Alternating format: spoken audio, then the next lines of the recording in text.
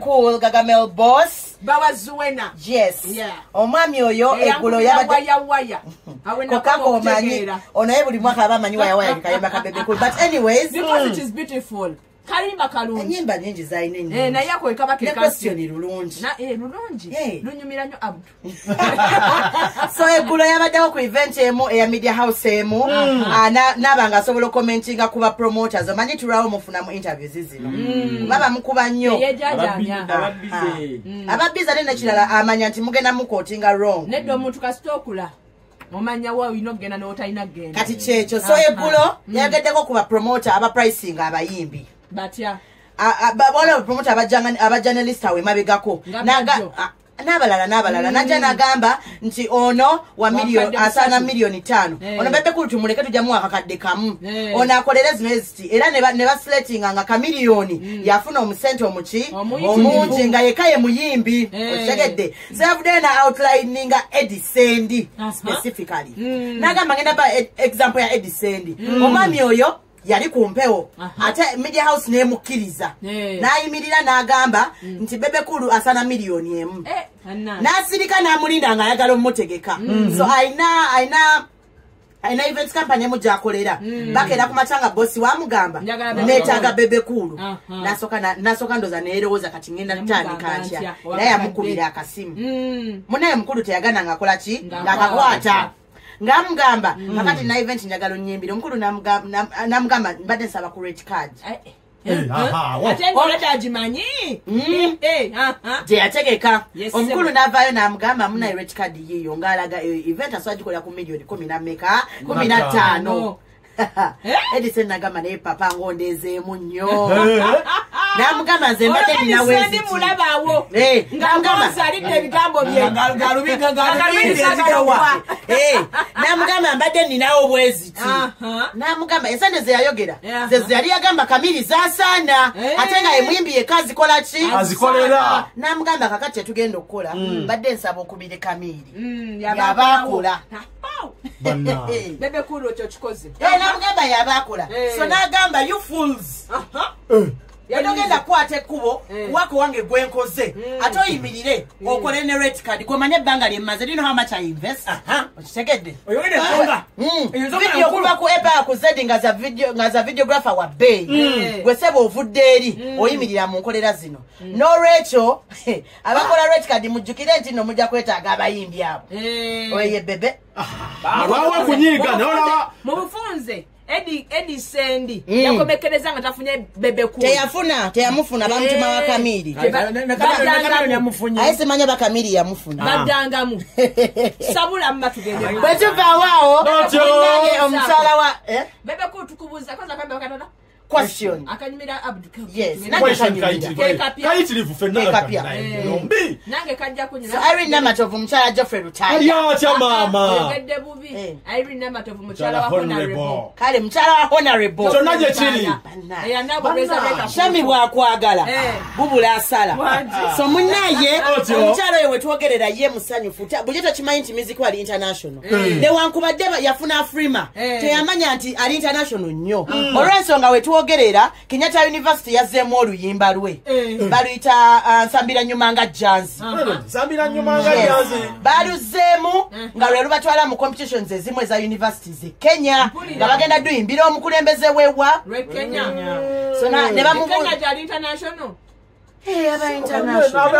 Wamanyi Kenyatta University anti mbuuza bubuuza kumanya n'abawulira siyoka ne Ghana waliwo omukyala addamu nnyo ennyimba ze kamuterezi omuli nawe liwosukka mu luzungu bata vicinity nti bulwosukka vicinity nti oba n'osukka wooli environment yo n'osukka radio 4 eri ntinda wano kasozi entinda noddako wangiza ekiwatule kiregeza you are viral, you are international.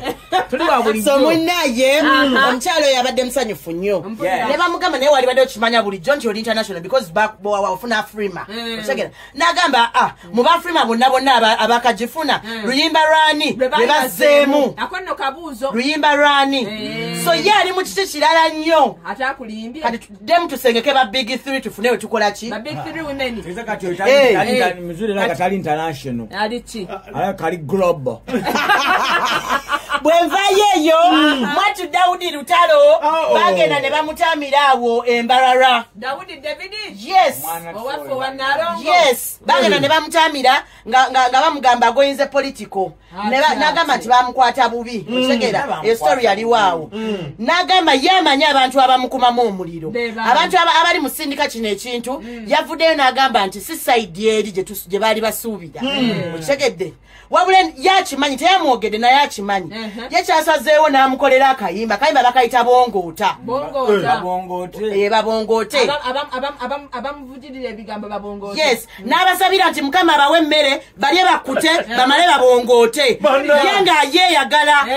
So esala weeri gwefuna akasente obongote terikola ndongo terikola ki obongoota bubongoosi yenga bwasanyuka. Wamma omanye na wiki enayo buli lwensi ochekeneza okuva ku Monday buli lwensi jangamba okwongereza ku story ya Shakira eyeggulu. Buli lwensi jakwenyonga kati era nyongerezaako. Munnaye Shakira yavuddeyo n'agamba akimanyi nti bannamawulire abasinga oba abantu abasinga mu Uganda musuubira nti nno bino ebintu yabikoze kigenderere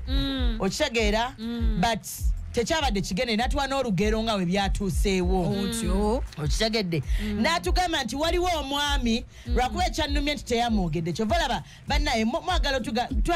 mpulira njagala okusaasira Shakira naye buli otatuwa clarity yenna ate n'omukweka anti ekintu ekyo yakinnyonnyodde yabagambye nti ensonga lwaki tayagala bbawa mannya tayagala kuyingiza mannya g'abantu mu bintu bino si mannya g'abantu balala ng'ambo ne yatwala essimu ye waddembo mwogera eyatwala essimu amumanyi bamitinga n'okumitinga so kanduve ku ntobo so munnaye n'agamba waliwo omwami specifically eyakubiranga manager w'essimu oba management ye ng'agikubira essimu kati bw'abanga agikubira essimu olunaku lumu nga bagamba waye katukwate omuki eno ennamba akuba agamba alina business nga gyamuwa amugamba nti agenda kuyimbira ku lukuŋŋaana lwa MK ye yamwogedde yagenda kuyimbira ku lukuŋŋaana lwa MK ko manager we munnaye nze contract gye nasayininga ne Shakira temukkiriza kuyimbira pate za bufuzi so tugenda kusobola kukola ki kulabika ne balowooza kiwedde nga lozera client nga wono saba ekintu nga tokifune munnaye gayi yasigala akuba essimu bw'asigala ng'akuba essimu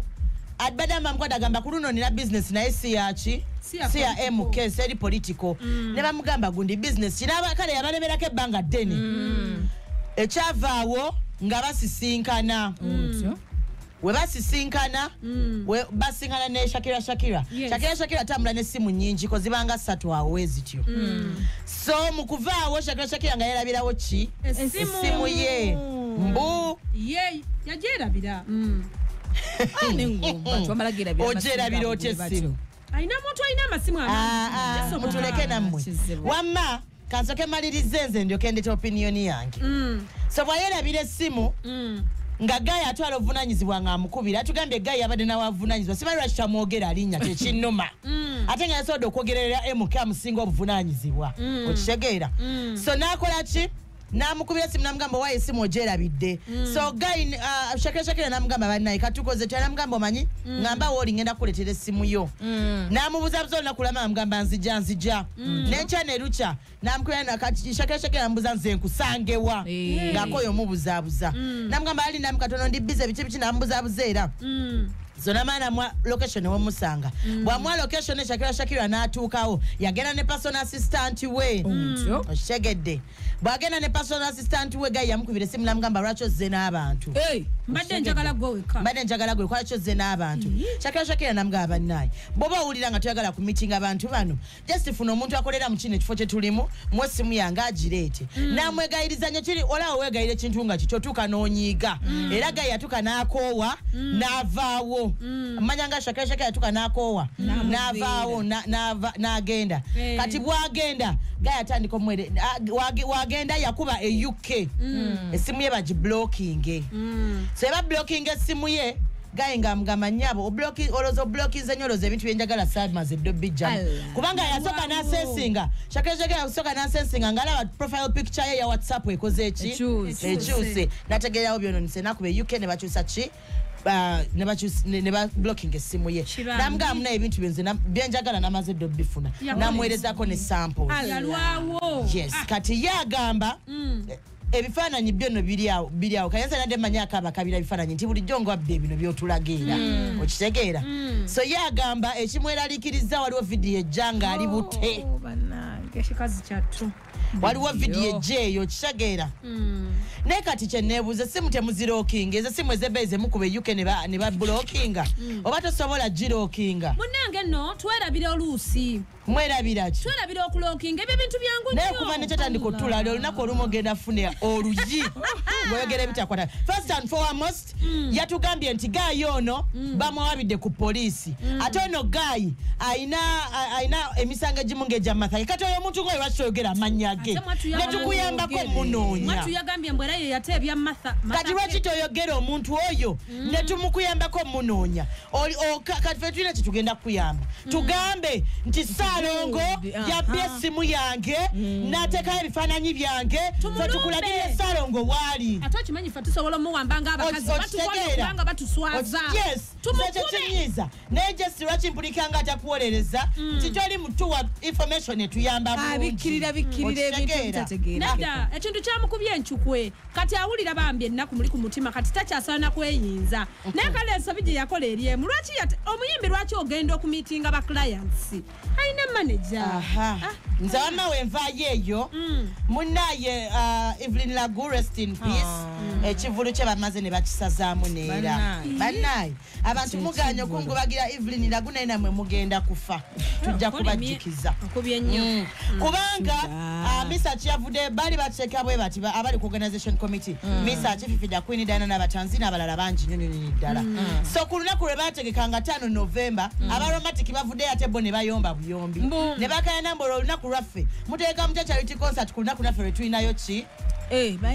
kambuuze nabo olwabwe naye eyabwe she badde genda kubawa papazi nze simanyi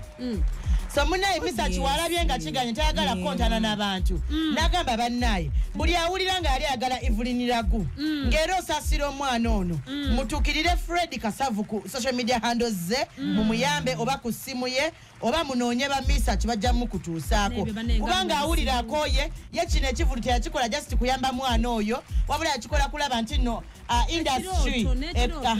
ekungubagirako n'omukyala emukolera ekintu yali asembye okwagala kyataakola nakibalaga ogwo omukwano naye yakirabye nti industry teri ready ku having a unity n'agamba owaayi kambiveemu teyalivuddemu papa avuddemu mangu kubanga tino olaba kizibu nnyo okusituka n'okwata akasente ogenda okawa omwana naye wali eri oyingira onyumirwa katoyagala sikomugwana bali abantu